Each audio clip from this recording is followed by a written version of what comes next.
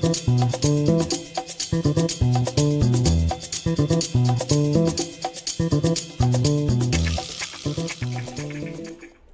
got a case of the Mondays? Well, not anymore, hopefully. What's happening, everybody? Welcome to Film Junkee Live!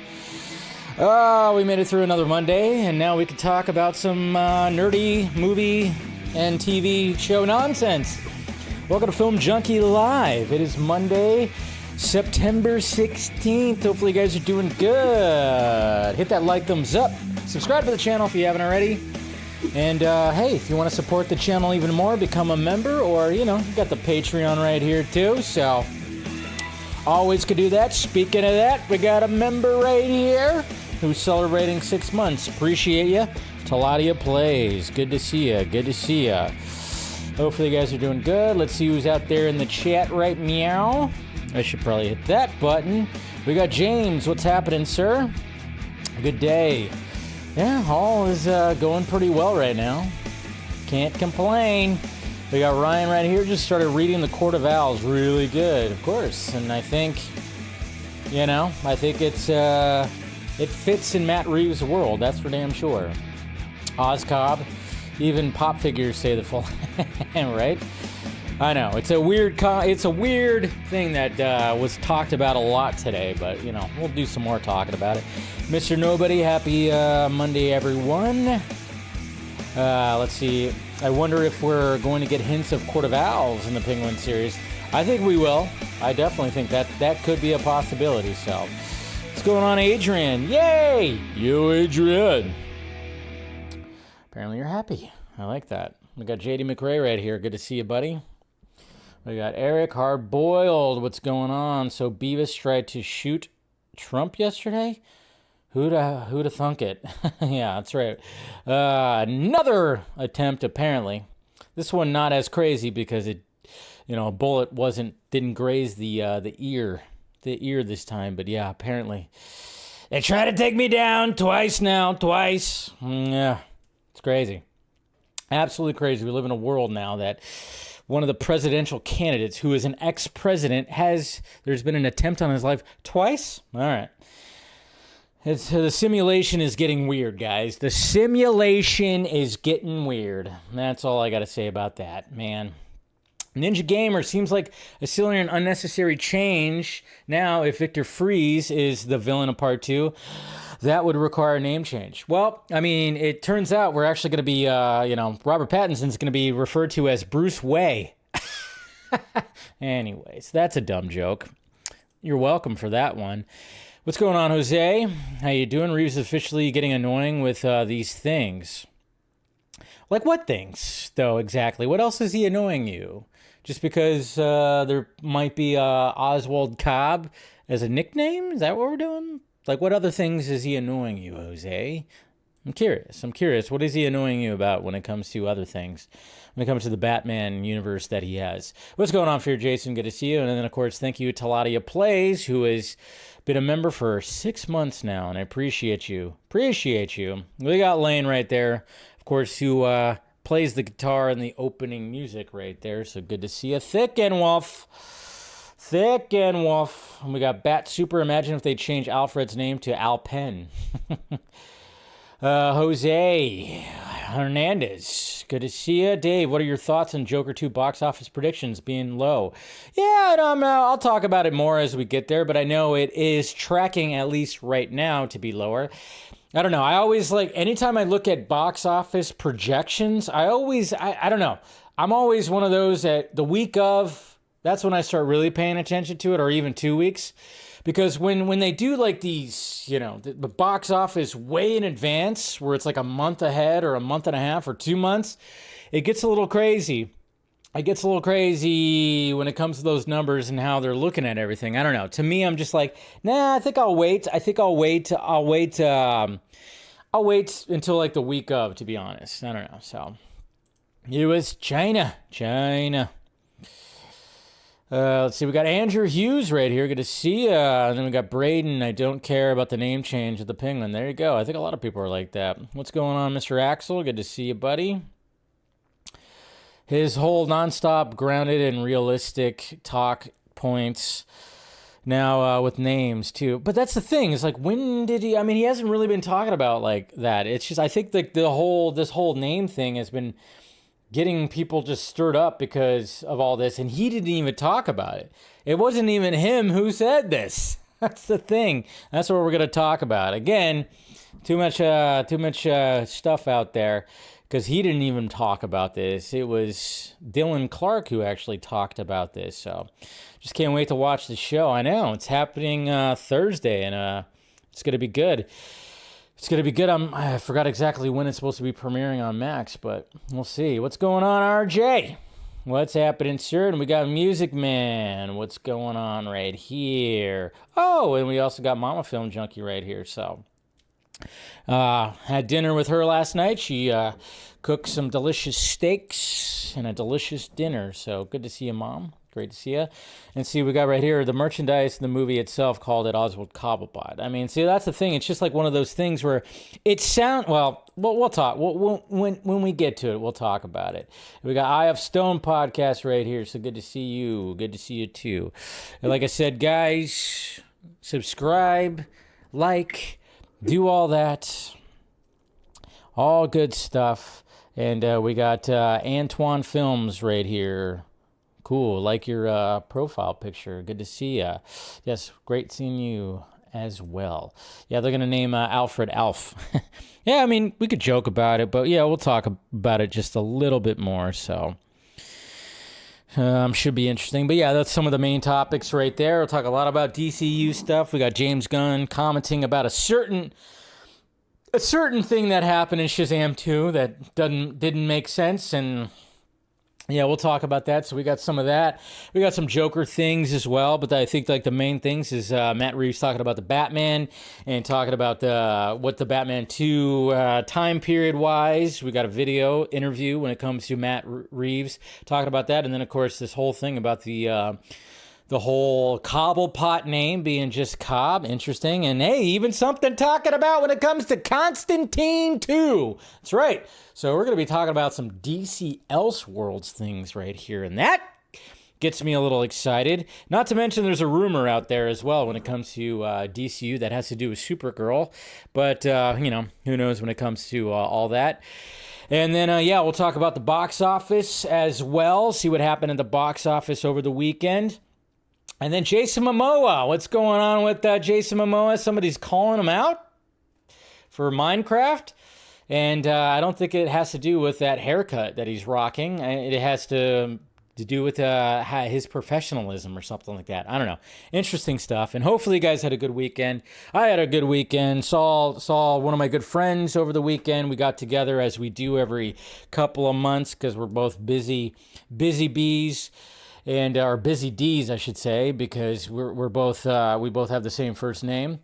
And but yeah, we caught up, went out, had some lunch, had some drinks, and just hung out for a little bit, which is always nice because then I get to like leave the house, disconnect from the the madness of the internet and all this for a little bit. So it's cool, and it's funny too because I just realized I just looked right at my TV stand and I'm like, oh wow, yeah, that's right. I do have when it comes to Colin Farrell's Penguin and Oz, I have the Funko Pop right there, and then I also have the McFarlane figure that I left in the box, which is interesting. Usually I don't leave things in the box. What's in the box? But so anyways, I don't know. Fucking squirrel. I just realized that. I'm like, oh yeah, I have them right there. But anyway, so did that on Saturday. So that was fun. And then I just kind of took a little break from editing and doing all that stuff on Saturday, which is always great to do. And then Sunday, obviously caught up on work, watched some football. And then, of course, went to Mama Film Junkie's house and helped out the neighbor with something. And then ate a delicious dinner and watched more football and hung out with Mama Film Junkie and Auntie Film Junkie. So good times. So hopefully you guys had a good weekend as well. All right. What's going on? We got Ann Weezy's World right here. Good to see ya. Transformers 1 this week. Yeah, I think that's the movie I'm definitely going to be seeing this week is Transformers 1. I keep hearing great things about it. I'm not like the biggest Transformers fan, but I'm like, might as well go see that one right there. So But anyways, where am I at here? Did I mess up this? I totally did mess up this. Damn it. Every time I think I have it all dialed in, I don't have it dialed in. All right, hold on a sec. I forgot to, we're going to start going through the tweets here. And of course, Twitter just crapped out. Okay, there we go. We're good now. Wait, did I go too far? Yeah, I think I did go too far. Well, that's good. Always good to do that. Anyways. All right, so here we are. I found my spot. Found the spot. We'll start off right here, of course. I'm also live on TikTok again, as I've been doing right now. Don't see anybody. I see people that are like joined because they're probably just scrolling through. TikTok's such a weird beast because people are probably seeing about, 1.6 seconds of this. Because I could see like people like, oh, somebody joined. But who knows if like they're actually sitting and watching this. But it's just kind of funny now that it's linked up to TikTok. That's right. China. Anyways, all right. Let's go ahead and get to the tweets, guys. We're going to start off. All right. Update, because I did talk about this last week. Talked about this last week or maybe even the week before. I don't know. I don't remember, but, there was concerns. There was concerns when it came to good old Dave Bautista, who we love very much. Just something about Dave Bautista. He's very likable, and when it comes to the wrestling stars turned actors, I think he's got the most range and versatile, and look forward to things that he is in. And in a recent interview, he did talk about when people were going like, dude, what happened to your weight? Why do you look, you're not as big as you once were, and blah, blah, blah, blah, blah. So he actually, obviously promoting Killer's Game that came out this past weekend. He talked about this, so here's what he had to say right here. Here's the interview. Have you been slimming down in order to play these other roles? Yeah, absolutely. I started trimming down for a particular reason. One, I started trimming down because I just got fat. You got fat. Your version of fat is not fat. No, I got really big for a role, and it was uncomfortably big. And then I figured, not at the cabin. I got really big. I was like around 315 pounds, and I put the weight on really fast. So like 315 in WWE. No, definitely not. When I was younger, I was carrying lots and lots of muscle. This I had to put on between films. Between films. I had a very films. short period of time to put this weight on. I packed it on with French fries and pancakes. That sounds delicious. So he said, I don't want you to look like a power lifter. I just want you to look like a great big guy. And so now looking back at it, man, I probably overdid it. I was probably a little too big. But at the time, I was just saying, I gotta get big. And I put on an uncomfortable amount of weight, and it took me forever to shed it off. And then I noticed, the more I trimmed down, the better I felt. And I also noticed the more I trimmed down, the better I looked on camera. The better I looked next to other actors, because typically even at this weight, that's weird because people think, for me, people say, God, you're skinny. I've even saw online, some people are worried about my health.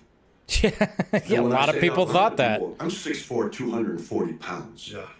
Which sounds like, when you say that out loud, sounds like I'm a big person. Still a big guy. In the NFL. But to me, because people have seen me so much bigger over the years, they think I'm anorexic, but I'm just a large human being.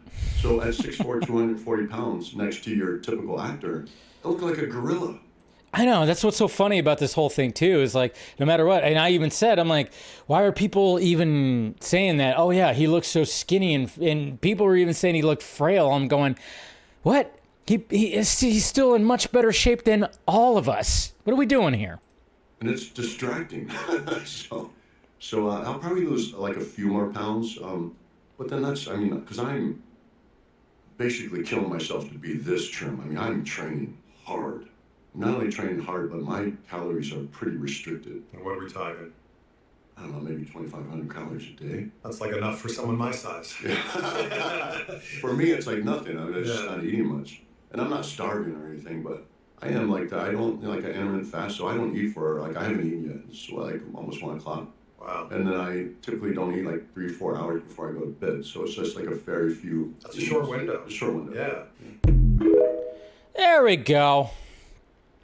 So no concerns when it comes to Dave Bautista. He's just, I think he's just taking it upon himself where it's like he's realizing he's taken his acting career very seriously. And the fact that he even said, like, he got that's so funny that he got so big for an M. Night Shyamalan film that really didn't require him to, you know, he just, his character, M. Night wanted his character to look big, even though he wasn't like gonna have a shirtless scene or like be something like that was gonna be like this big brooding object of the film. He just wanted him to look big. That's what's so funny. But yeah, he's just, you know, 55 years old. He's still training pretty hard, but he's just trying to be trim. So then when he takes on these roles that are not action roles, when he stands next to another actor, he doesn't look like this big, huge statue as he's done before. And that's kind of cool. But again, he's still, yeah, like you said, what, 6'4", 240 pounds, still a big guy. He's okay. He's good. And again, and the way that he looks right now, I'm still going, all right, you need a role. You need a role in the DCU or even Matt Reeves universe, but I think he would probably go in the DCU realm because of his relationship with James Gunn. Hugo Strange. It's right there, man. It's right there. He could still play Hugo Strange. I think he would nail it. I think it would be awesome. I think he would be menacing. You know, some people were even say, and I was okay with this too, that maybe he would even play Brainiac. And I was like, you know what? I like that concept, but at the same time, I'm going, no, Hugo Strange is where it's at right there. So Bautista's doing good. He's doing great. And I'm sure he was probably felt like, oh yeah, it's kind of nice that people are concerned, but you know, I think he's taking his health pretty seriously. And again, he's beat up. He has beaten up his body like crazy over the years with wrestling and ingesting things. And I think now he's like, I'm not going to take those certain things. I'm not going to do this, not going to do that. I'm just going to be as healthy as I possibly can be at 55 years old. And that's good. That's good. I'm glad to hear that. Glad to hear that. Deathstroke? I don't see him as Deathstroke. I don't know if I see him as Deathstroke, but, you know. Don't know if I see that. Don't know, but, you know. Anything could happen, but I just don't see Deathstroke. Don't see that. All right. Okay, so many things that, yeah, we're going to cover already.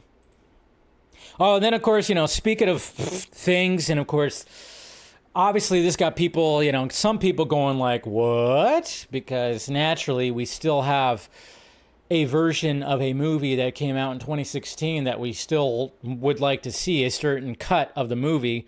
And I love it. I love it that even David Ayer is like going, well, you know, I'm just going to post this and see what happens. Did you guys see this? He posted that, yeah, oh, yeah, you know, there's the Warner Brothers Tower right there. And he just typed in WB. And so naturally, people were just like, oh, well, you here? What's going on? What are we doing? And of course, naturally, we would love it that he's like meeting at DC Studios and just kind of being like, oh, are they talking about releasing the Ayer cut? But as far as I could tell, scrolling through his timeline after that, nothing really that's indicating that. But hey, it could always be open for all that. I don't know. Because one of his follow-up tweets was this. I'll walk through a backlot, and around the stages, there's plaques detailing all the films made there. Such an incredible history, but it's back against the green hills. It feels like old Hollywood. So I think he was just like on the set, and I don't know, maybe, I don't know what's going on with his next movie. Maybe it is going to be something on the Warner Brothers lot. Doesn't necessarily mean it's a Warner Brothers film, but maybe, you know, they're whoever's film it is, they're just going to be using Warner Brothers Studios. I don't know, but, you know, we would obviously like if it was like something good like that, but probably not. But hey, you never know. One of these days, right? Okay, let's see what else we got. Okay, so fucking A, guys, what the hell? Okay, apparently Instagram wants me to get arrested. My Instagram wants me to get arrested. It definitely does, because I'm going like, what the hell is this? What exactly is this right here? When I'm scrolling through my Instagram, I'm scrolling through like the stories, and obviously they put ads in there, and usually it's like, oh yeah, t-shirts or whatever the fuck. Apparently Instagram wants me to buy this t-shirt. Problem solved. And then it looks like there's blood all over the t-shirt. What are we doing here? If I'm walking anywhere with that and a cop sees me, they're going to put me on the ground. They're going to put me in the back of a fucking cruiser with that shit. I mean, obviously, this image is fake as all hell, and I'm kind of curious what the goddamn t-shirt looks like, but I'm just going, why? Why? I'm not going to buy that shirt. I'll get arrested. Tempted. I was tempted. I definitely was tempted because I'm like, I wonder what that shirt actually looks like, but I'm just kind of going like, wow. Yeah, you walk in public with that shirt on, you're going to get arrested if a cop sees you because they're going to think you killed somebody. Like, yeah.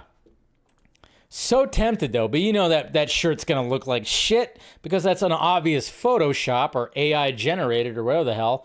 But yeah, very strange. Very strange. Holy Lord. But of course, we have been, and we're going to be talking about the Batman Part 2. And we got, of course, Aaron Bailey art right here. Of course, you know who Aaron Bailey is. Friend, and been on the Vox stream many times, and he does artwork. And he made this Batman Part 2 poster right here that is really freaking awesome. And I thought, wow, good job. Awesome poster right here. Basically, snow globe, showing Batman in there, cracked snow globe. And of course, Mr. Freeze would be holding on to it. Holding on to it. Love that kind of stuff right there. So yeah, love his art. Good stuff. Good stuff. And then, of course, we had James McAvoy, who was in a movie over the weekend, Speak No Evil, and, of course, doing interviews and everything. And what I said in my reviews, both of my reviews, my first reaction and my drinking review that I did on the Vodka stream, I basically was like, man, James McAvoy, he's crazy. He's a psycho. He's a psycho, and it's great. And you could tell he has fun with these types of roles right here. And obviously, when we think about him playing kind of a psycho type character before Speak No Evil, is the fact that when it came to Split, that's when we saw it kind of for the first time. I mean, maybe he's done something before that, but not quite like how he was in Split. And then he revealed something that is kind of, it's in tune with what's happening currently with Joaquin Phoenix and the whole thing that he walked away from a film 5 days prior to shooting, the whole gay detective story that he pitched and then got cold feet, walked away. We still haven't really gotten a full-on update of what's going to be happening with that. He was asked at the Venice Film Festival about it, but he didn't want to comment on it. But this is what James McAvoy had to say. He revealed that Joaquin Phoenix almost starred in M. Night Shyamalan's Split. I think he ditched it 2 weeks before shooting. It was really last minute. Joaquin, what are you doing here? But see, that's the thing. Joaquin's a little bit of a Looney Tune himself. A weirder Looney Tune, because it seems like James McAvoy just knows how to turn it off. I sometimes don't think that Joaquin Phoenix doesn't know how to turn it off, and then he just gets a little fucking weird when it comes to that. So 2 weeks. So we could have almost had Split star Joaquin Phoenix and then Glass as well. Thank God that didn't happen. Nothing against Joaquin Phoenix. He probably could have made it his own and did a good job with it. But James McAvoy, he fucking knocked it out of the park when it came to Split. So I'm actually pretty glad. I'm pretty glad that he did not take that role. That's good. What's going on, Lex? Yeah.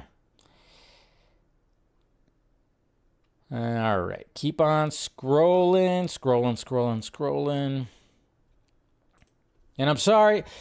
I'm just tired of hearing this guy's name. I'm sorry to, fucking Beau DeMayo. Beau DeMayo.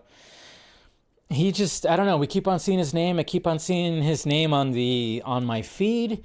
And this whole situation, which he just is making it worse and worse and worse because, I'm going to reveal the truth. And if you want to know the truth, you have to subscribe to his OnlyFans. He's going to start dropping truths, which there hasn't really been much more truths. I haven't heard anything. And I'm like, I'm not going to pay for your OnlyFans so then I could hear your truth and then, of course, get a bunch of dick pics. I don't need to see that. Okay? Sorry. It's not my bag. But apparently during like some kind of live stream or whatever the fuck he was saying, In response to a fan telling him to go to DC to make an X-Men 97 style series about Batman, Beau DeMayo responded, I have to clear my name first. Sigh. I gotta clear my name first. Well, you're not doing a good job, okay? Because, Jesus Christ, you're not doing a good job. Not at all.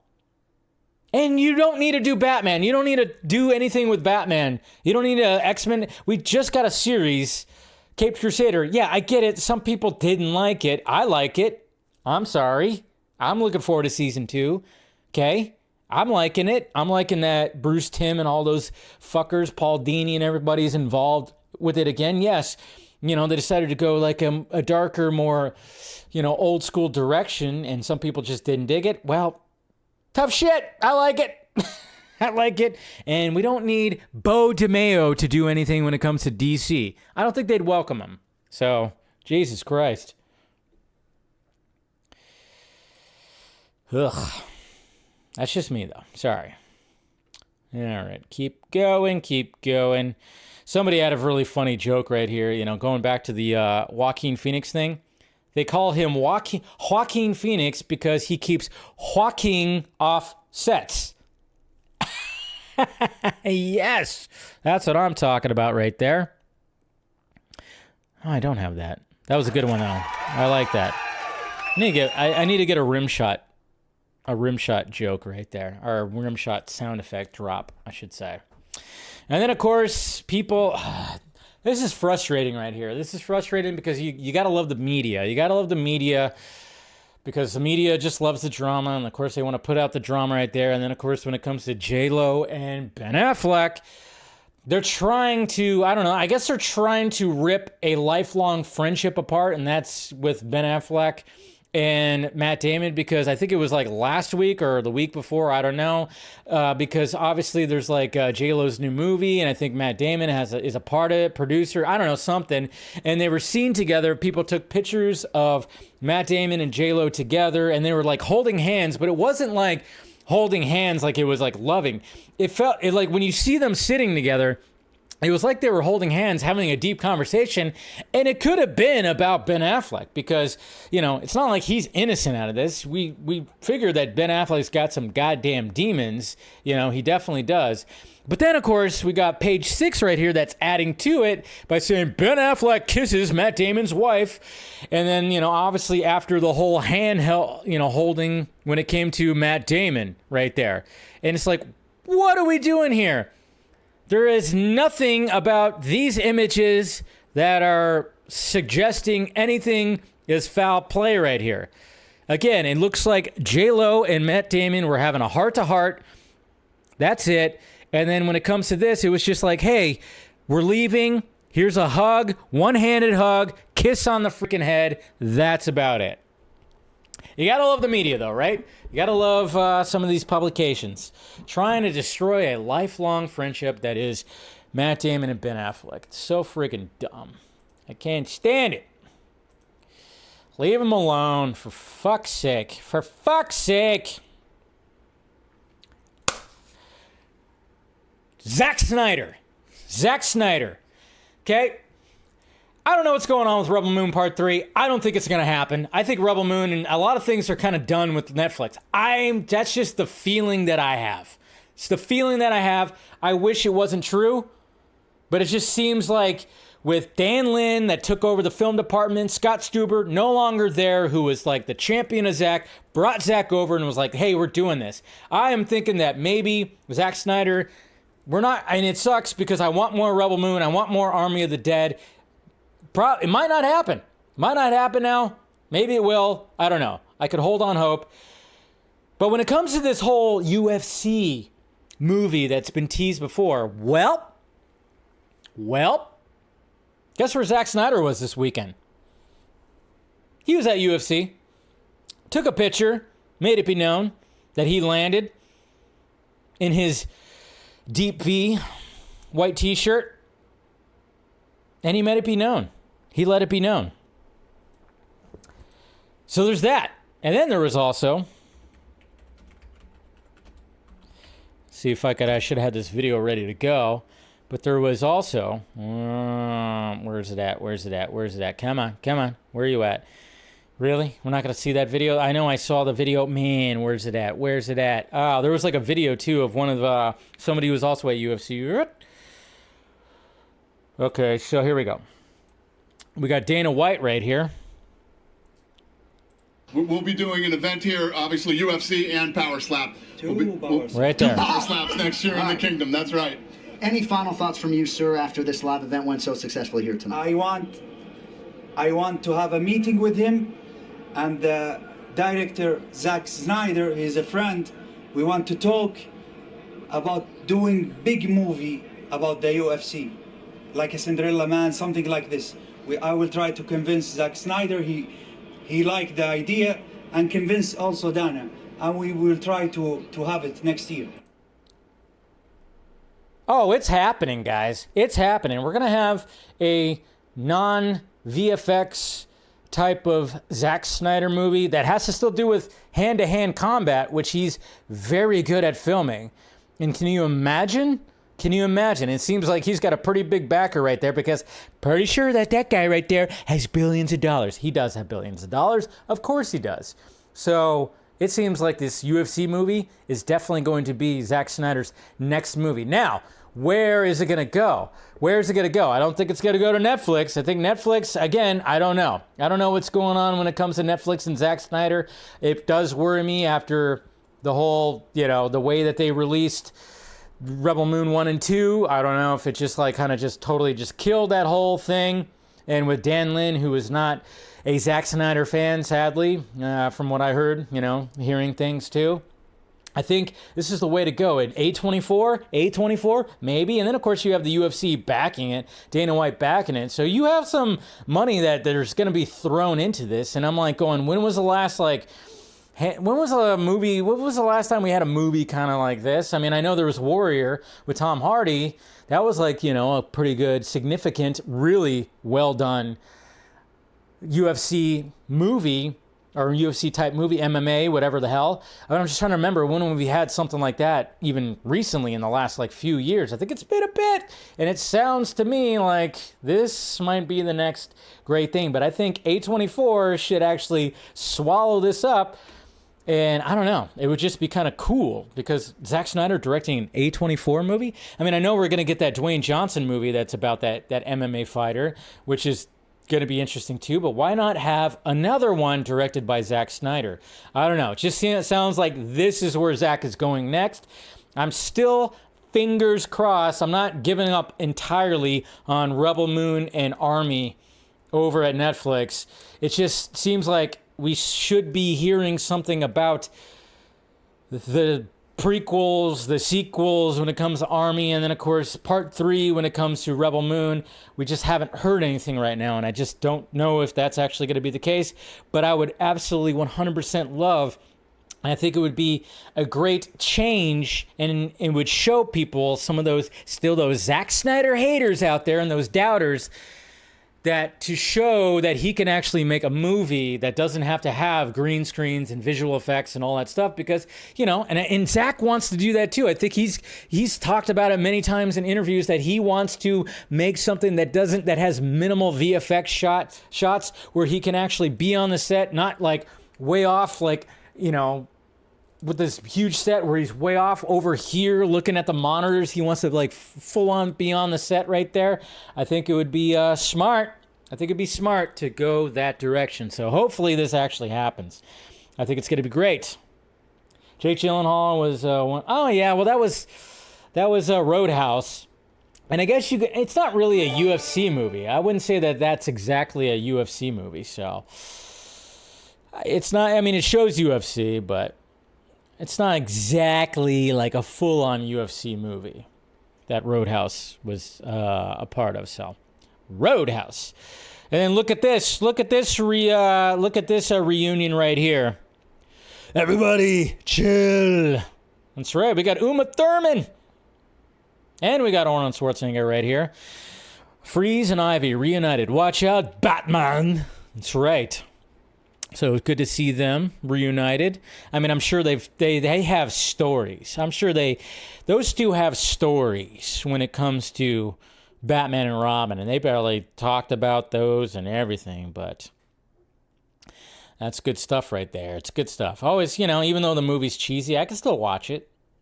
I every Batman movie I can watch. And, I can still watch Batman and Robin. And I could really watch this right here. Did you guys see this? Anybody, Rebecca Ferguson fans out there? Did you guys, it's always nice.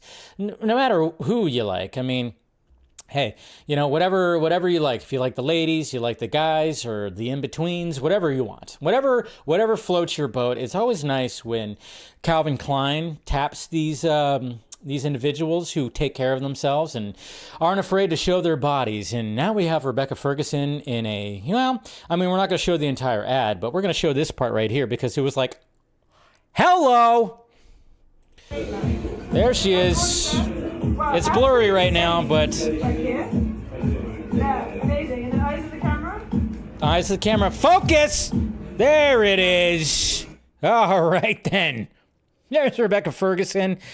What has she got, a 10-pack going on right there? Jesus Christ, who knew she had the abs like that? Because she doesn't really, we all knew she was always in shape, but my God, that is Rebecca Ferguson right there, just on the couch, in the undies, and just rocking that body right there, just looking great.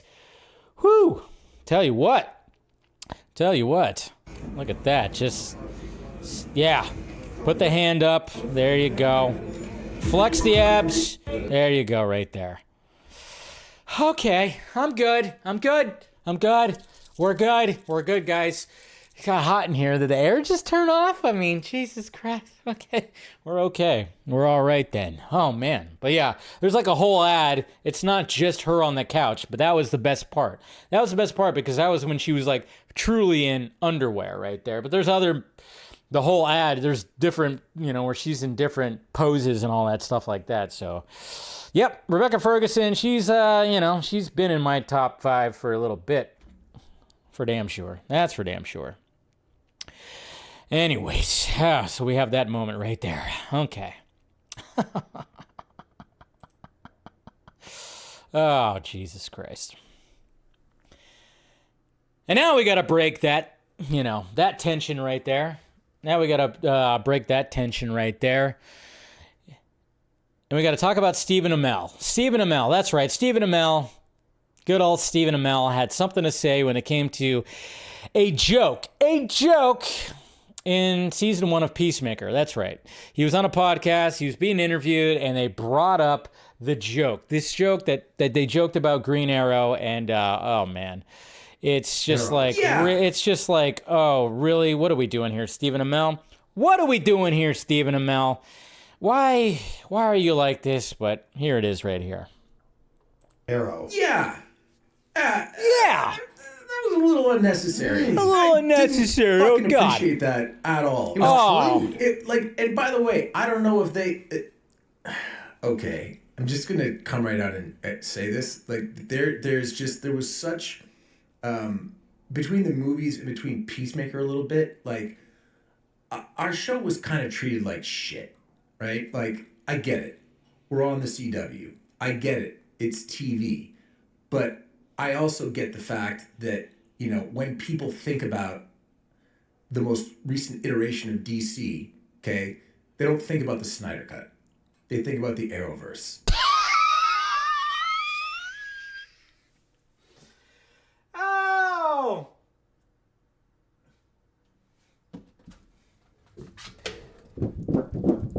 They don't think about this. They think about the Arrowverse.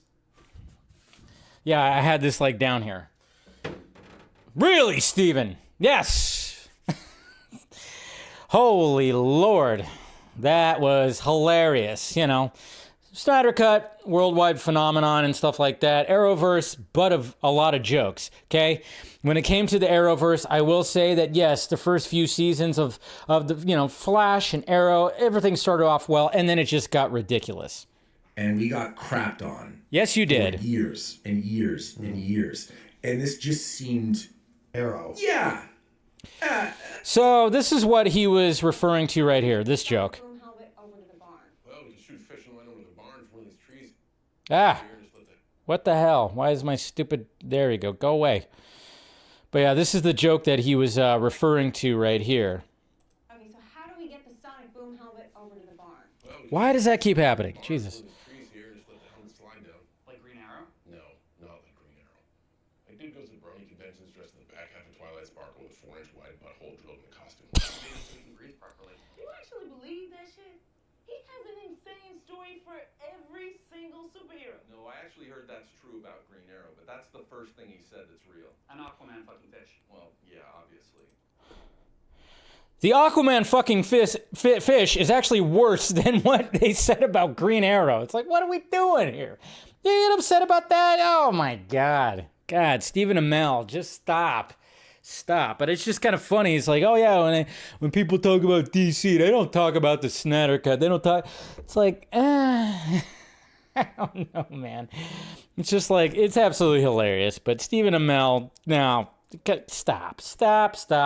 You went on, how many seasons of Arrow was there? And like, I would say only 3 of them were actually good. Maybe 4, but I think it went on 7, 8 seasons, whatever the hell, I don't know. But it's just kind of funny how that is. But there's Stephen Amell. Good old Stevie Amell. And then speaking of the SnyderVerse,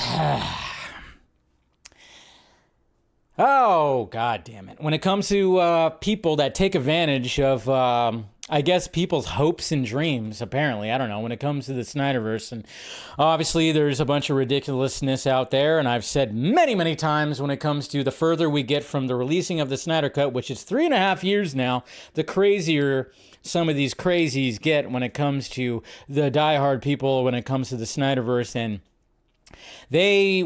people will take advantage of them. People will definitely take advantage, and that's happened a lot. That's happened throughout. It's happened throughout, even before the Snyder Cut came out.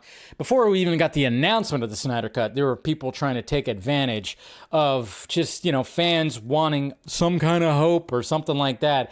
Obviously a little bit different back then because it was just like any kind of inklings, and especially with Zack like posting things when it came to the Snyder Cut.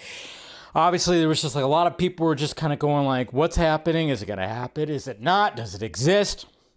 And a lot of people were just like, there's people that said it didn't exist. And there's a lot of people that, obviously we were all fighting for it. And sadly, there were people that would take advantage and say just shit that didn't even make sense back then. And there are still people right now that are taking advantage of this. And I saw this right here on my feed, and I was like, I can't believe that people are actually believing this. Not a lot of people, but there are people that are actually believing it. And I saw it numerous times on my feed, and I decided to make a comment on it right here. Rumor, Warner Brothers and Comcast have reportedly reached an agreement that could lead to new DC productions outside of the DCU, potentially involving Zack Snyder and David Ayer.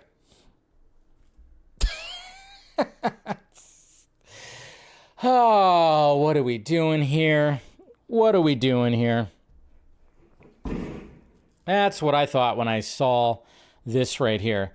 Well, then, of course, the source of it, the guy's a fucking, just one of those fucking idiots that spreads around the stupidest shit. It's funny because that username, I don't even know who that is exactly. They have me blocked. I don't know who exactly it is. I know I'm blocked from that person, but I've always heard that person is just like a very ridiculous person. One of the people that make the Snyder community look like, ridiculous, stupid fanboys. And passing that around right there, it's all bullshit. There's no truth to this right here. I mean, there is I would say the only thing that could be possibly partially a truth for it is the fact that maybe, just maybe, there would be an agreement between Comcast and Warner Brothers at some point, because let's face it, I think Zazzy Pants and Warner Brothers, they're going to be doing some kind of selling soon or something like that when it comes to that. But the whole thing of like, oh yeah, this is the agreement's going to have, and then they specifically name Zack Snyder and David Ayer. It's, oh yeah, they're going to do some Elseworld stuff. It's like, first off, David Ayer literally said he doesn't want to do any more comic book movies. He wants to get the Ayer cut cut out, but he doesn't want to do any more comic book movies. And even when it comes to Zack Snyder, it's like he wants to do other things too. And we just talked about the fact that he wants to do that UFC movie. And it sounds like that's going to be probably his next venture, but then we'll see what happens when it comes to Netflix stuff. And, I know he said, like, yeah, you never know what could happen when it comes to stuff. When it comes to like SnyderVerse stuff, but obviously it's never going to be live action because that's just not in the cards anymore. The only time I would think that any kind of SnyderVerse, Zack Snyder coming back to direct a SnyderVerse type of movie would be some kind of Kingdom Come thing, legacy movie years down the line, and maybe we'd get Cavill back and Ben Affleck back. It could be something cool when it comes to something like that. Other than that, finishing off the story would have to either be in comic book form or animation form. So that many times. But David Ayer is just basically was like, no, I just want to get the Ayer cut out, and I don't think I want to do comic book stuff ever again. But it just sucks that people take advantage of people like this. That's the thing that I hate. And then, of course, I get the shit from certain people that say I'm killing hope. And I'm like, oh my God. Fucking deja vu. I'm having deja vu when I had people in my mention say I was killing hope.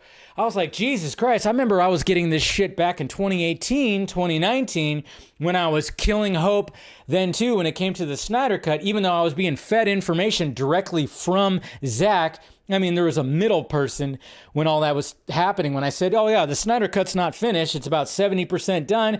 They probably need about 30 to 40 million to complete it. Of course, he ended up getting 70 million. I was getting that shit then too, where I was killing the hope then, and now I'm like killing the hope right now. But now it's a little bit more ridiculous when you see this shit, and it sucks.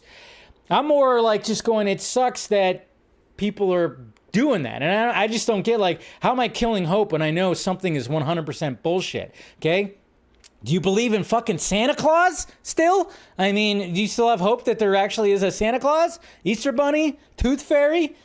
What are we doing here? You know? And I'm just like, you know, it's like you don't have to move on, and you could still talk about these movies, sure, but at least move on from stuff like this. Move on from this. Shit like this ain't happening, okay? DCU is happening. Now, is it going to be successful? Time will tell. But, god damn it, man. Just freaking pisses me off when I see stuff like this sometimes. And then I sometimes just make fun of it. Anyways, sorry, little rant right there. But speaking of UFC, did you guys see, you know, obviously they had the UFC on Saturday, and it was at the Sphere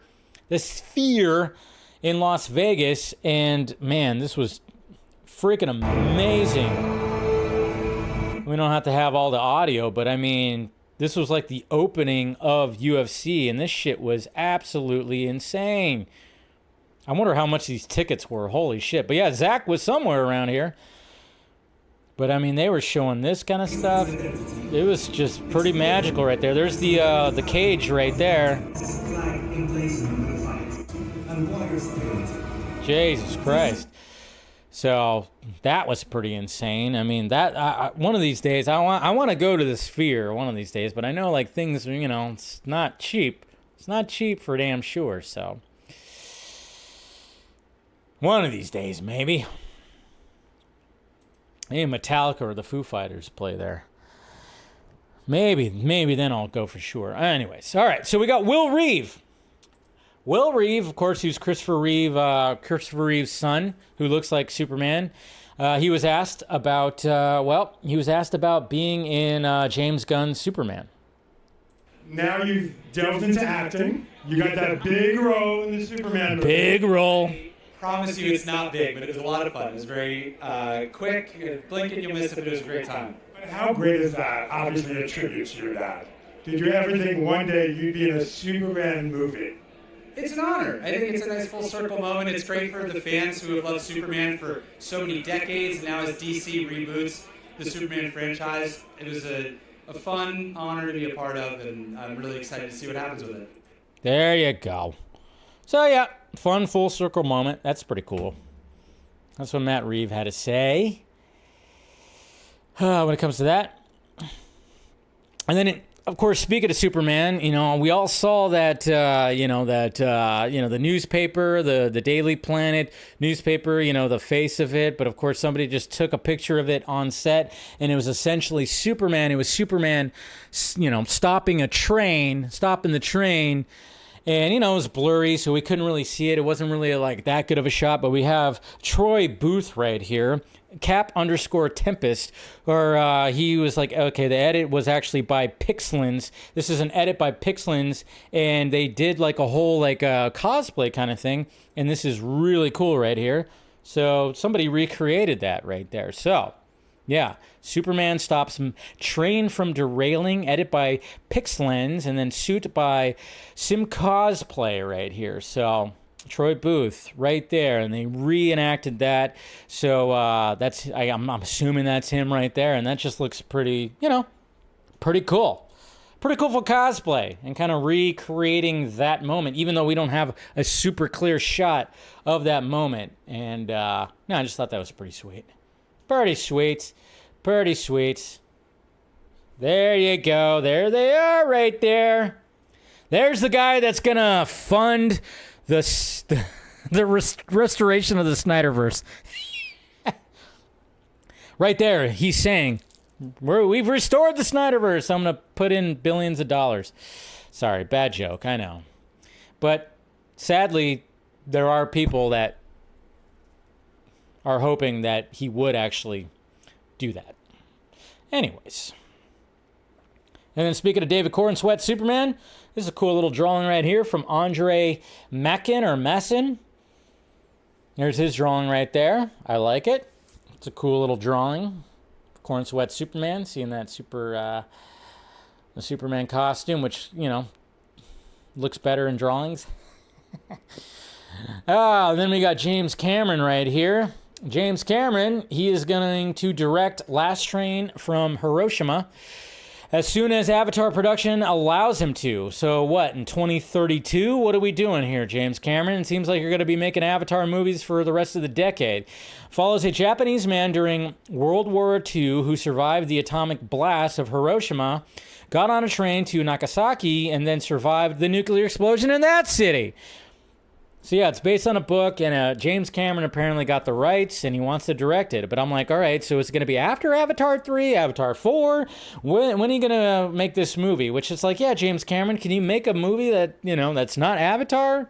It's been a little bit since we just got, just a random James Cameron movie. Ever since 2008, it's just been basically Avatar. I don't know. That's all. I think we all would appreciate that. And then guess who's getting a star on the Hollywood Walk of Fame? That's right, nobody that actually exists in real life, but Batman. Yes, Batman. Batman is getting a star on the Hollywood Walk of Fame next week. Obviously, Batman Day is this Saturday, so I'm wondering if it's probably not. Is it going to be that day? Who knows? I don't know. I didn't look that much into it, but it was just kind of like, yeah, why not? And then some people were like, well, why hadn't Superman got it? Because fuck Superman. Hollywood Walk of Fame, he doesn't. No, of course. That'll eventually come. That'll eventually happen. But Batman, he's going to get the one first. He's going to get the one first. There's already a statue. If you go, there's a statue that's within like a little plaza that you could find that's already there. That's pretty cool. It's Jim Lee's Batman. But I'm just kind of wondering. When it comes to this right here, when it comes to this ceremony where they actually do give Batman the Hollywood Walk of Fame, who's going to be there? Ben Affleck? Val Kilmer? Probably not. Michael Keaton? Any of the Batman actors going to end up being there. And I'm sure they're going to give shout outs to everybody who's played them and even probably say something nice about Kevin Conroy or something like that. Hell, maybe even Casual Batman should be there. That would be how he comes back right there, right? So that's cool. And then finally, geez, maybe even Robert Pattinson would be there.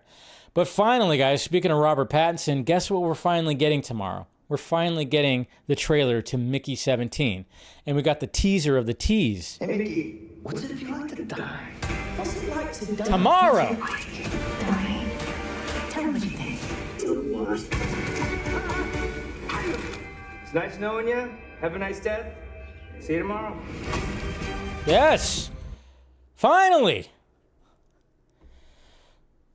This was like an anticipated movie I had on my list for this year, but then they bumped it a year. And I was so disappointed because the concept of the cloning and all the stuff just sounded cool and you know, Boone, whatever, I always forget the director's name. What's his name? They just said it. Bong Joon-ho. You know, obviously Parasite. And I watched, what was it, The Host? Or he did another one too. Was it The Host? I don't know if it was The Host. Was it The Host? Somebody tell me if that's correct. But no, I mean, I think he's a talented filmmaker. I mean, Parasite was one of those movies where I just couldn't, when I watched it, I was like, oh, wow, this is something special right here. But yeah, man, I'm like going, fuck yeah, okay, finally, we're going to get the full trailer tomorrow, and I'm very much looking forward to this movie. Concept looks good, and it seems like it's going to be a fairly lighthearted movie too, which is great. So happy to see that. But yeah, there we go, guys.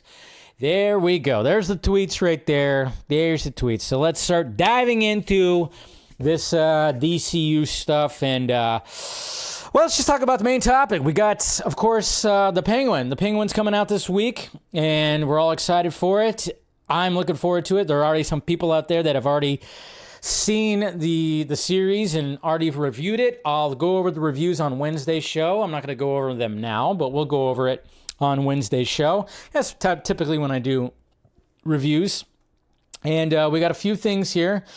And the main thing that people were talking about today, of course, was the fact that is he no longer Oswald Cobblepot? Is he just Oz Cobb? Oz Cobb? See, that sounds like if you go to a deli, can I get the Oz Cobb? That's what that sounds like. But at the same time, we heard him referred to as Oz, and Oz is just a short name for Oswald. And then this whole thing just like came about, and I was like, what the hell's going on here? Like, what is this whole thing? And then sure enough, it was just like, oh, okay. So apparently, you know, well, we'll see what the rumors, but we'll see what, like, not the rumors, but we'll see why this came to be. But I did run a poll on Twitter, and I asked, how are you guys feeling about this whole thing? Do you prefer that he is called Cobb or Cobblepot, or I don't care? That's the thing. I don't think a lot of people care. I don't think it's going to be a make or break when it comes to this. So, I mean, it's only 79 votes. I did it fairly last minute. I wish I would have did it earlier so we'd had more votes. But it was just like, yeah, who cares? Do we really care? And it just doesn't seem like it's anything because, again, like when it came to the first one, I mean, I have a Funko Pop and a McFarlane, and it does say Oswald Cobblepot. But I think at the same time, it was just like one of those things where it's like, well, we could shorten it a little bit.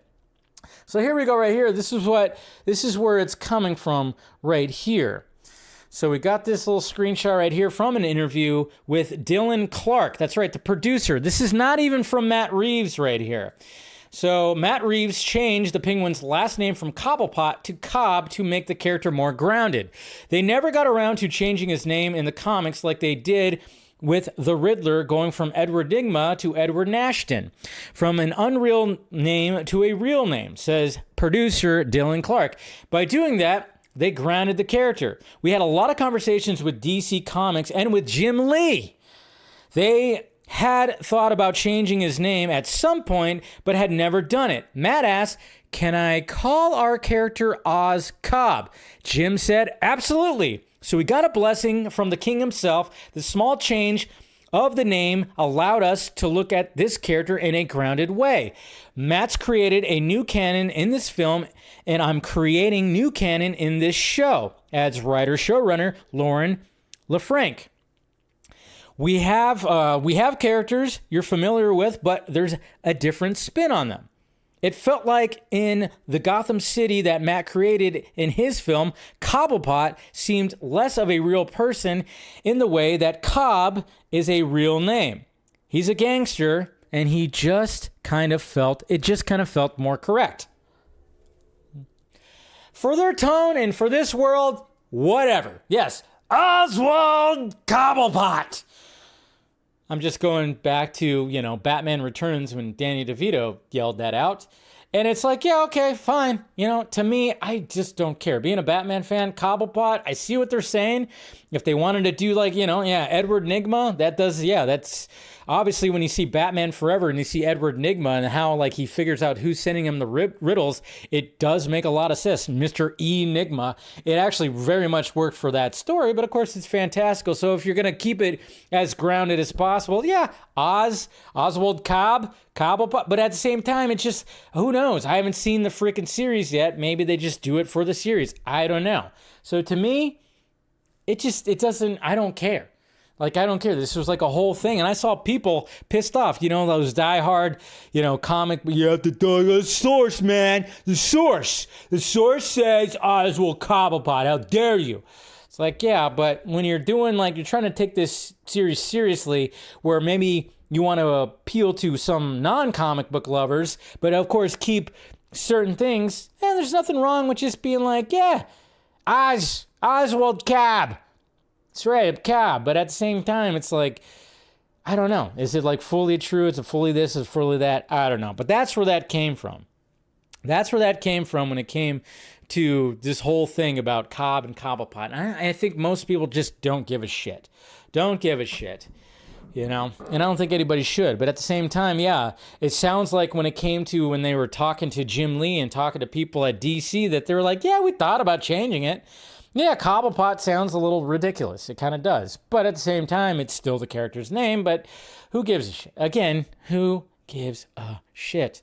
Who gives a shit? And then speaking of the Penguin, let's keep on the Penguin right here. But this was like a clip that HBO Max. And it's funny, too. First off, I don't know what's going on with Colin Farrell and his little beret or whatever the hell that is. He's been wearing it and like, I'm like, dude, is your hair really that long where it's getting in your face? But he's always wearing this. And I'm like, you know, he wears it sometimes where it's just like, keeps the hair out of his face. But it's just interesting that he's like, he's been wearing this in interviews. But anyways, he talked about obviously what are the challenges of being in the suit, being Oz Cobb. What is the best and worst part of having such an extensive costume? The worst part, when I go to the bathroom, you need a GPS to get your hands on yourself. There was a lot going on there. You know, there's a lot of zipping, a lot of stretching, a lot of pulling and stuff. What is the best? There you go. It's always peeing. Peeing is always the most difficult thing. If you're in a superhero movie, you're playing some kind of character that has to wear a suit or something like that, peeing is the worst thing. It's always the worst part. It's always peeing. It's just funny. Just pretty funny. But yeah, it's always peeing. So that's what he had to say right there. Fun fact, Edward Nashton was Riddler's name in Arkham Asylum. Yeah. So they already had that change. A lot of people were like going, wait a minute. Even when they brought that to people's attention, for the Batman.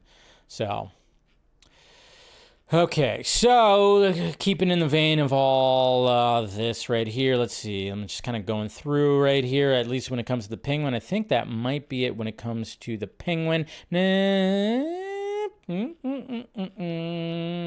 I think that's pretty much it. But, and like I said, we'll go over the reviews on Wednesday's show right here. Okay, so not only do we have that, I'm just trying to, obviously there's a clip. I'm not going to play the clip, but there is a clip out there. I don't even want to watch the clip. There is a clip out there, a 30-second clip, a little bit more than 30 seconds. But, of course, we got the Batman Part 2, the Batman Part 2, and then it's like a lot of people and, you know, fucking stupid scooper out there, I saw it, and it pissed me off because it was just like, oh yeah, it's definitely, you know, Mr. Freeze is going to be in the Batman Part 2, and it's like, yeah, no shit. Matt Reeves has teased this for a while, and then of course, when it came to like, when does this take place? You know, when it comes to the timeline from the Batman Part 1 to the Penguin to the Batman Part 2, it's like, yeah, wintertime. So I think we can like kind of like make an educated guess. No goddamn scoop. There's no scoop here. You could just make an educated guess and then of course claim it as a scoop because you're a fucking scooper. Get the fuck out of here. Anyways. How much time passes through the events of the Penguin? So when you first start, it's a week after the first movie. Yeah. And you see what I mean? Yeah, it's fairly compressed. I mean, we were, the movie, the election day was November 7th, and this takes place a week after that, after Villarreal has been elected, but is now Mayor-elect Villarreal. And we're in the aftermath of all of that flooding, and, the wealthier neighborhoods, of course, have gotten the aid they needed, and in Crown Point and other areas of desperation, they're not getting the help they need. And so that is the void that Oz steps into, when he decides to make his moves. And the story plays out, really toward over the next weeks that take you toward the end of the year. I don't think we quite get to, we don't play Christmas or New Year's, but we're getting... How much... Winter in Gotham in Matt Reeves' Batverse. Yes, bring it. And Mr. Freeze still might not be the actual villain. Still might not be, but the setting is there. The setting is there, and there could be multiple villains. There could be multiple villains, too. And I think there might be. I mean, obviously, the Penguin's going to play a part. The Joker's still going to be there somewhere. Riddler's going to be there somewhere, too. But I'm just kind of wondering, like, ooh, but, there's some things in there, too, where it's like, I don't know. And then, of course, we have this right here from producer Dylan Clark that, wanted to talk about working with DC Studios, specifically James Gunn. And I know a lot of people were kind of worried, and I think they secretly, there's some people that really hate James Gunn and hate, like, what's happening with the DCU. They secretly want James Gunn to cancel the Batman Part 2 because then they could still remain very upset. And, these certain, the diehard Snyder fandom really wants that to happen, so then they could just be even more upset with James Gunn. But Dylan Clark said this. Dylan Clark says, James Gunn is all in for Matt Reeves' Batman epic crime saga. The only conversation Matt and I had with James and Peter were that they loved the Batman. They loved that we'd already been in production with the Penguin, and they were all in on what we were doing. Obviously, he's lying, right? He's just lying, and James Gunn and Peter Safran are like, nope, you're done. Gonna get it. Cut it out. And not only that, but Matt Reeves also during interviews reassured people that, yes, a trilogy is still going to be the thing. That's still the end game when it comes to this, that there's still the trilogy. And I'm just kind of wondering, all right, there's no way that he was just writing the second part. He had to be writing the third part too. Now, obviously it's been shot down that he's not going to shoot them both back to back, even though I think that would be a smart thing to do. But there's no way that he has not been writing stuff for part 3, or they've been writing for stuff to part 3. So, but yeah, he also reassured that as well, that there is going to be the trilogy. And you gotta love hearing that. All right. And then, not to mention, he also said this right here when it came to the we're going to get a Batman Caped Crusader Season 2, thank God. Even though I know some people weren't really digging like what they were doing. But Matt Reeves also said, I think we should know in the next few weeks about, doing a Season 3. I'm super proud of what Bruce Timm and the writers did, and everybody. I'm really proud of that show. So they're thinking, okay, hopefully when it comes to Caped Crusader Season 3, that's actually going to happen. Matt Reeves was asked if he plans the Batman Part 2 in IMAX. I guess the question is, would we go to the IMAX spherical and that whole format? I don't know. It's tough for me only because I am so drawn to the anamorphic aesthetic of what we are doing. So I don't know. Just talking about IMAX, of course it would be on IMAX. And then he also talked, somebody, I think it was also maybe Collider as well. They asked him about, when asked about the possibility of a legal drama series following Harvey Dent, Matt Reeves noted that the journalist was thinking certainly in the way that our conversation have gone. So there is a slight tease as well of, probably not going to be the Penguin Season 2, but why not have, if we're going to introduce Harvey Dent and he's going to turn into Two-Face, why not have something with that? Or, and then show a little bit more backstory with Harvey Dent. So technically the Penguin season 2 would actually be Two-Face season 1. So there could be something like that we might be getting as well, which I think would be smart to do. And that way Colin Farrell doesn't have to get in all that shit every day again. Now it's like, you know, because I don't think there's going to be the Penguin season 2. Just doesn't seem like that. And we never know. Like Oz Cobb might die in the Batman Part 2. He might get offed. Totally might get offed. All right, so that's pretty much it when it comes to the Batman world. So now let's go to the full-on James Gunn DCU world right here. And the first thing that he did mention, one of the first things, and I know it's just kind of lame because it's like, all right, so we got New York Comic Con coming out, or coming in October 19th. October 19th, New York Comic Con. DC Studios is going to be there, but what are they going to bring? Well, the only thing that we know that they're for sure going to bring is, of course, Creature Commandos. And James Gunn posted this right here. Join me, Frank Grillo, David Harbour, Zoe Chow, Sean Gunn, Dean Laurie, and Steve Agee for the Creature Commandos panel, and we'll fill you in on all the details of our monster army that seeds of the DCU. So, of course, he dropped this right here. M for monster. Task Force M. I'm still kind of going, there's got to be something. They got to bring something Superman there, right? And I hope that he doesn't say that they are, and they drop some kind of surprise. Apparently there's going to be some, I think Colin Farrell and everybody that's in Matt Reeves also are probably going to be there too. It's sounding like, but I'm just kind of going like, there's got to be something when it comes to Superman. There's got to be something. There's definitely got to be something, right? And then, of course, let's see. We got that. He did mention this right here. So, are your projects going to shuffle again? Like when we thought we would get the Authority before Supergirl? I'm guessing that's why we don't have an update on Waller. And then Lee Pace, Batman right here, said no projects will be greenlit until scripts are done. Hence, some projects have shuffled around. Some are before then announced, some are later. James Gunn said right here, and most of those weren't announced in some definitive order. The only shuffling done was moving Waller after Peacemaker for a variety of reasons. And yes, unlike most studios, we'll never start production on a process if the script isn't finished. Quality is the utmost priority. Keep on putting it out there, and then of course you better back it up, Jimmy Guns. And I'm hoping and I'm confident that it is going to be that. Yeah, don't rush into things.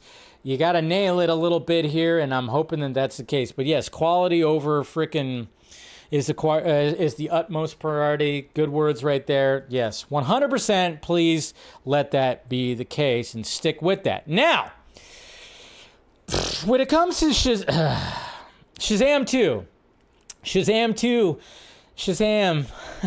and when it came to that post-credit scene that had Harcourt, his wife, Jennifer Holland, and Steve Agee, what is his name? I always forget his name. It's always like I always forget his name, but you know what I'm talking about. Obviously, we had that whole thing where they end up like kind of recruiting Shazam for the Justice Society, and it really didn't make a lot of sense with a lot of people. We know it was like a last minute thing that was added to it. Somebody actually asked James Gunn about that. Does that imply Shazam 2 is canon to the DCU? I'm so confused. And he said, you don't need to be confused. It's not canon. I don't know now or then what Harcourt or Economos, that's what his name is, I'm probably still saying his name wrong, have to do with the Justice Society. So Peter Safran he was just like, we got to do something. And I don't know, timelines for all that is kind of weird too. And then contracts were weird too when it comes to that, because I don't know, there's a lot of things that were weird when it came to that, especially with Black Adam, because James Gunn didn't really promote Black Adam. He hasn't said anything about Joker. It's almost like there was things in his contract maybe that he can't promote, can't really talk about, because he's 100% talking about the Penguin and the Batman and stuff like that, hasn't said anything about Joker. It's almost like there's things that he can say and could have some input on. I mean, it's such a weird thing, but at the same time, I totally agree. Even if like maybe that is some fluff that he's saying, yes, that whole thing didn't make sense, and it was such a throwaway cameo thing, and it was trying to do something, and that's why it's like, hey, Peter Safran, this is why you handle all the financial and the business stuff. Let Jimmy Guns handle some of the connective tissue when it comes to all this, because you're not good at doing that, okay? Keep Peter Safran away from creative stuff, okay? 100%, just let James Gunn handle that. So that's what he was kind of clarifying when it came to certain canon of all this. But again, of course, people are like, it's so confusing. I'm like, you're just overthinking it a little bit. It's comic books. If we were okay with what was happening with the X-Men universe, I think we could be okay with what's happening over here a little bit, because, you know, there's going to be some things that change. Not to mention canon and like Star Wars has changed. Canon and even the Marvel Studios has changed slightly too. Don't overthink it. Don't overthink it. That's what I was trying to tell people right there. Don't overthink it. Just be like, all right, it's changed, and that's what happens in comic books. That's the way I kind of look at it. But, yeah, so there was that. And I think, let's see. And speaking of Joker, where was it at? There was like a thing when it came to Joker. One little thing that when it came to Joker that I saw that they did a little featurette thing. Where is it at? No, it's a teaser. I can't find it. I should have... where is it at? Now, there was something for Joker. There was basically talking about Lady Gaga. Let's see. Was it there? Should have had it up already. Yeah, without question. I guess that was kind of... Oh, yeah, it was this right here. There's a couple of things. I don't want to show too much of it, but they did have some of this right here where... I got to see the original Joker before it ever came out. It was a very special experience. Lee Quinzel. What? So, we don't have Harley, and we don't have Cobblepot. We have Cobb and Lee. Cobb and Lee. Yeah, is anybody going to give shit to fucking Todd Phillips for taking the har out of Harley? Anyways, because right there, said it right there. Lee, says right there, Lee Quinzel. Anyways. I had never seen a world created. I think we all got, people already freaked out about that because that's like old news right there. Like that before. She easily slipped into that world. It's not like she's trying to be Harley Quinn from the comic books. She's Lee in this world. Exactly. Just like when it comes to the Penguin, it's not exactly like the Oswald Cobblepot. And anyways. This is gonna be good for us. I found her to be without ego and had such a fierce determination to get right in with us. She understood that there had to be like a rawness to the character. A rawness! There's not a lot of actors that are comfortable working in that way. It brought out all of that rough and tough energy and how big these dreams were and how far they would fall. Good stuff. That's right. They're changing all the names, guys. They're changing all the names. Well, that's what's going to happen. So we're good. We're good.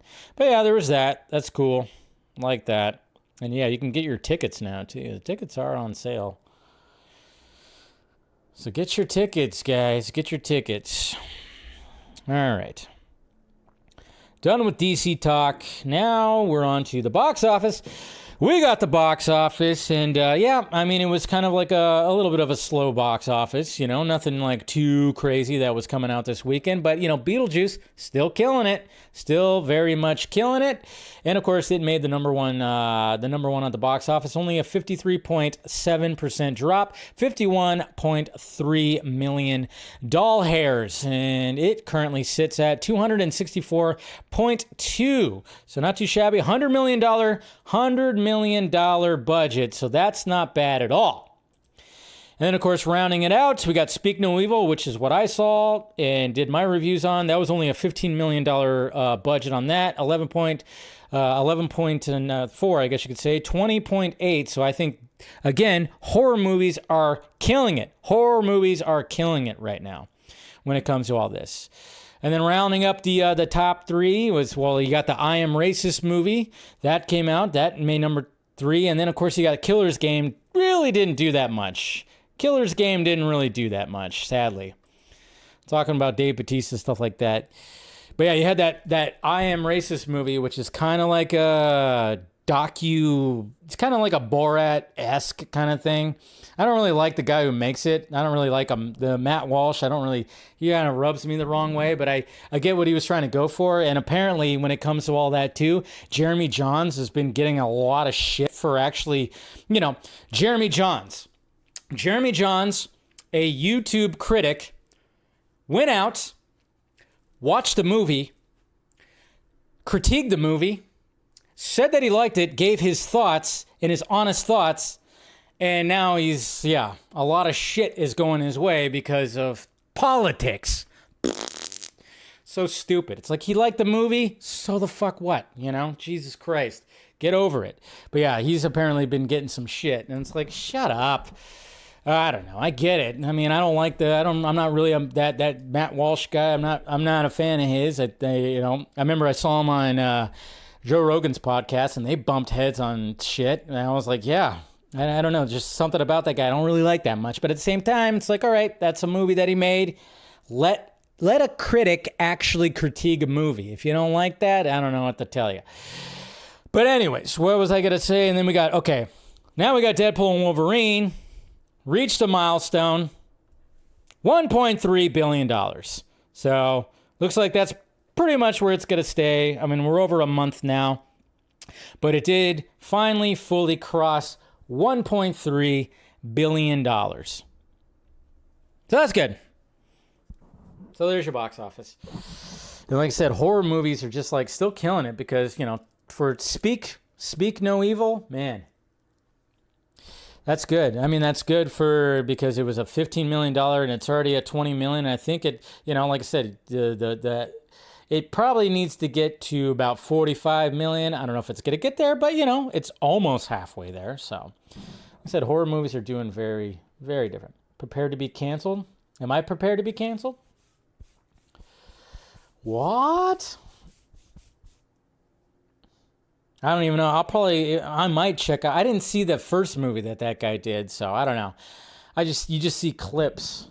So he was just getting shit because it's a movie created by a conservative person who was doing like an undercover, almost Borat kind of thing where he was fucking with people who take all that shit seriously, which is mainly white neoliberal women. They think that they have like a sickness that they are just, no matter what, it's within themselves, they are racist because they are white. And that's just ridiculous. So he plays on that. So people don't like it because that Matt Walsh guy is very conservative. Very, very, very conservative. Anyways.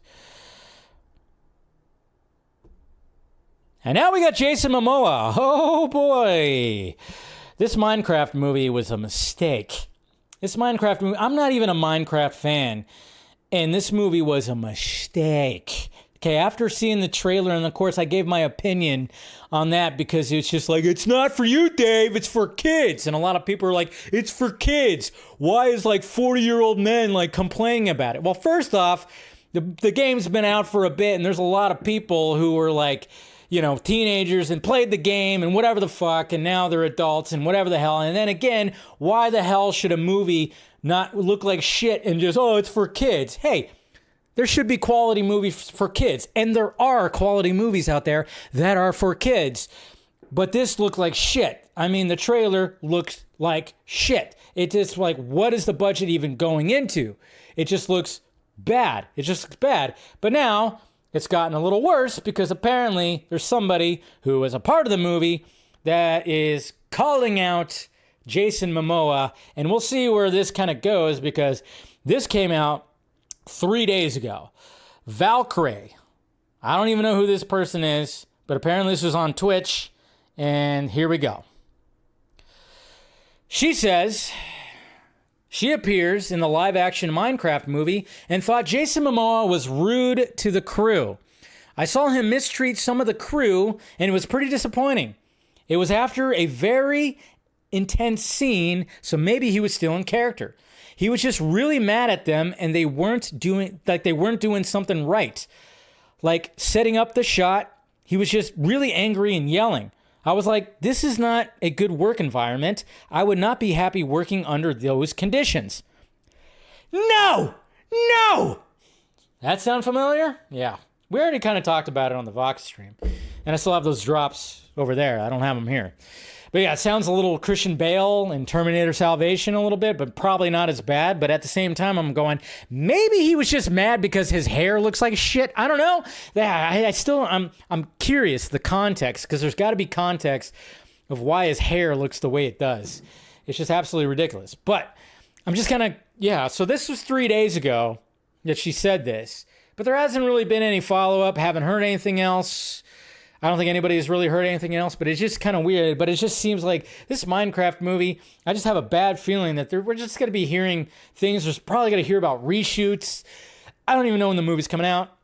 It just seems like this probably was a mistake. And a lot of people who are Minecraft fans just keep on, the people that I've spoken to about it, they're just like, yeah, it probably should have just been an animated movie. Like, it should have just been an animated movie. But then again, who knows? Maybe it could end up being something pretty great. But it just seems like a lot of people had a similar reaction of, wow, this looks horrible. This does not look good.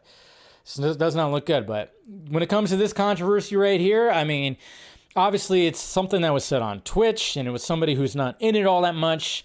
And God knows if it's all, of course, actually true. We hear about this kind of stuff. We heard about that whole thing when it came to Maya Goth on Maxine. And then we ended up hearing that guy was a total scam artist. She could just be trying to get attention on something. Could be that, or it could be true. But we got to see what happens. So we'll see. There we go. All right, that's all the topics. Hopefully you guys... good. Let's see. Matt Walsh is a creepy guy. Look into what he says about age of consent. Oh yeah, sometimes you hear about some of that kind of stuff. Oof.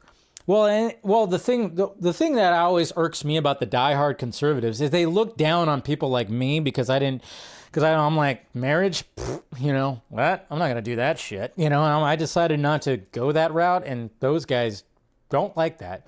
They look at me like I'm a cat lady, crazy cat lady, or something. But yeah, intense scene in Minecraft boggles my mind. Matt Walsh is a loser, but hey, if Jeremy likes it, it's whatever. Exactly. Again, it's a YouTube critic who's been doing this for almost 2 decades. Respected YouTube critic. He went and saw a movie and gave his honest opinion. He wasn't worried about. He probably knew, I'm gonna get shit for this. I guarantee you that Jeremy Johns thought, oh shit, I'm going to get hell for this because of what it is during an election season. I'm going to get hell for it. And sure enough, he did. He's probably lost some subscribers, and it's probably, he's gotten some backlash. But it's so, and I've even seen it on Twitter when I go through the For You, people are just saying, oh yeah, well, Jeremy Johns, he's a racist. And they start bringing up, he did like an old sketch where he did blackface, but it wasn't like the blackface that, he was playing a character. This was from like his early years where he was playing a certain character. I forgot exactly what it was. So people were bringing that back up. And it's like, I think he's already apologized. Said, yeah, that was stupid. That was back in the 2000s. And when he did that, and he was, of course, trying to be edgy and all that kind of stuff. So yeah, he's getting that kind of shit. But I'm just like going, kudos. I have mad respect for him to actually give an honest opinion on, a controversial film such as that. So, it was a Blade review. Yeah, that's right. It was Blade. That's right. Was for Blade Trinity? Blade Trinity? Was it Blade Trinity? I think it was. Maybe it was for that. But yeah, it was like not smart. It definitely wasn't. But at the time, it's like nobody was really thinking about that at the time. And he would not do that now. Nobody would do something like that now.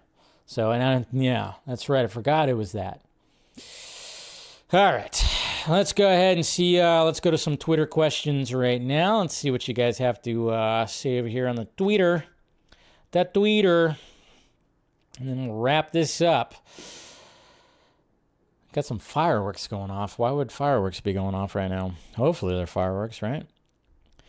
All right. We got Lane. What's going on, Lane? Hey, Dave, if Zack Snyder movie is indeed the UFC one, who would you cast as the lead actor, actress, fighter? My pick is Alexander Skarsgård. You know what? I like where your head's at, Lane. That's actually a pretty good one. That's pretty good. I mean, he definitely looks like a fighter, and I mean, depending on what the story is, whether it's based on a true story or if it's just a fictional story that has to do with UFC, yeah, it just really depends on that. But I like where your head's at. I like where your head's at when it comes to. I think that would be a very good pick right there. Anderson, any cameos you'd like to see in the Penguin other than Robert Pattinson? I'm personally hoping for some Gordon. Yes. I would like to see, I would think that would be like my only other choice for a cameo is to see Jim Gordon in there. Yeah. And maybe if there's like a Montoya in there or a Harvey Bullock, I don't know if they're ever going to go down those routes of like, hey, are we going to get like those characters somewhere peppered in there as well when it comes to the GCPD? Hey, Dave, since it looks like Constantine 2 is actually going to happen, the easy question would be, who do you want to see in the film? Let's ask that, sure. But also, what and who do you not want to see in the long-awaited sequel? Thank you, Eric. That was one of the things I was supposed to talk about during the DC talk, and I'll get to that. We'll get to that after I answer the rest of the questions, because I almost completely forgot about that. And we'll get the quote from Keanu Reeves and everything, and then I'll go back to that. Don't worry, I won't forget. We got James D. Is it Michele? Is it D. Michele or D. Michelle? D. Michele? I'm probably saying it wrong, and I apologize, James. Do you think Andy Muschietti is still the right man to direct Brave and the Bold? James Gunn should hire a marquee director to direct the greatest superhero of all time and cornerstone of DC Comics. Do you think James Gunn will fire Andy? I don't know. That's an interesting one, because I think Muschietti definitely has the ability to do Brave and Bold. And I think he showed that a little bit when it came to The Flash. I know not everybody was happy about it, but I think it'll be okay. I think it had a lot had to do with just everything that was surrounding The Flash and the script, and it was just, there's a lot of things that were going on with The Flash. But if he's just handling Batman, I think he will be okay. Cooper Knox, I understand your concerns about where Snyder's relationship with Netflix is currently standing right now, but I have a gut feeling that we'll get some answers around the Twilight of the Gods that drops on Friday. I hope so. I totally am. You know, like I said, I'm not ruling everything out. It's just weird that we haven't gotten a green light for Rebel Moon 3 after the director's cuts. Edward, what's going on, Dave? What's going on, Edward? Great question to ask, but how many projects within the new DCU do you believe it will take the audience to get on board? Well, I mean, I think there's just a lot riding on Superman, to be honest. I mean, Superman is just definitely, it's going to have to draw a bunch of people in. Superman, I mean, because it's fucking Superman. So I think Superman really has got to draw quite a bit of people in, so.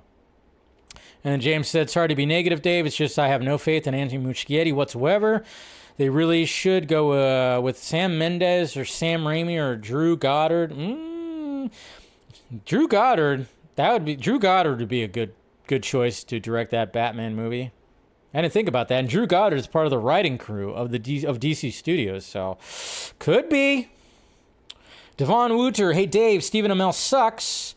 He sucks a baby? What? Okay, you gotta check out. He is a baby.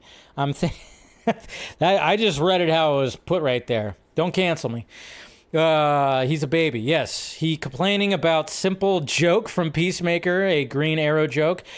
I just watched Batman Beyond, The Return of the Joker. Do you have a favorite scene? For me, it's Terry McGee trying to piss off Joker. And I laughed so hard at that scene. Yeah. I haven't watched that movie in forever, but that is a good scene.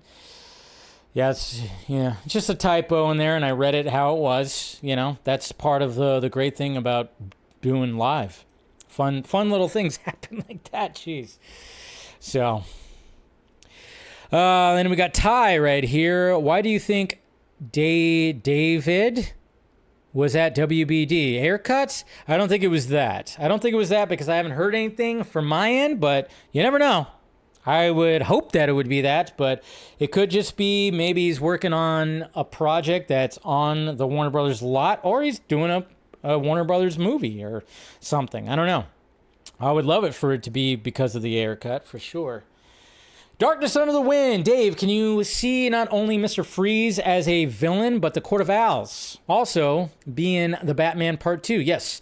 Threatening Freeze to having Nora hostage or negotiating with him to work for them in order to get a cure they promise him.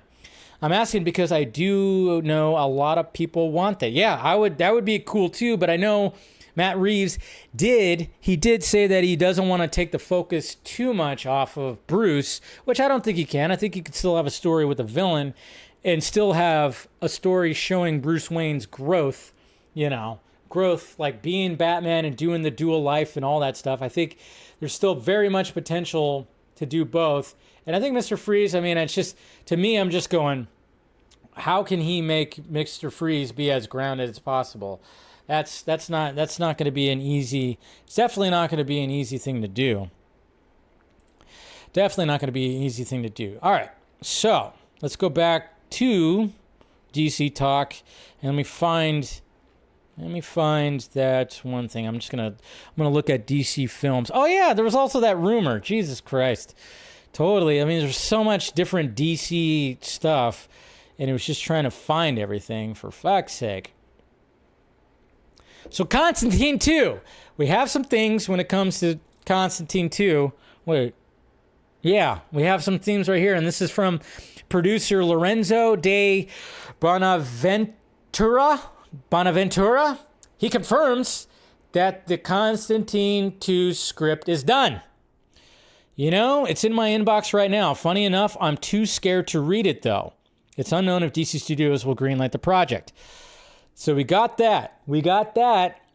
And apparently it's very R-rated.